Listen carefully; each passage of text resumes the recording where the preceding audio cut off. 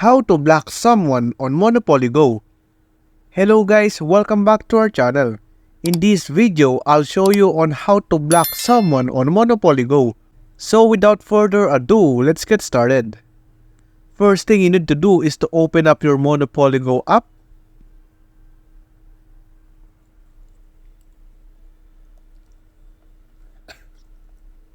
Once you're here, you need to go to your friend list. To go to friend list, you need to tap the friends icon on the bottom right corner. Then click the leaderboard tab. As you can see here, you have all your friends.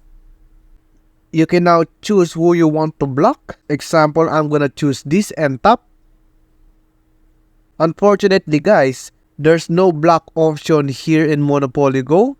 You can only remove them onto your friend list. You can click the remove button if you want to. So yes, and that's how to block someone on Monopoly Go.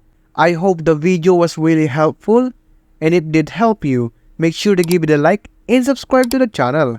If you have any questions, you can comment down below. Thank you very much for watching till the end of this tutorial. See you soon on the next video.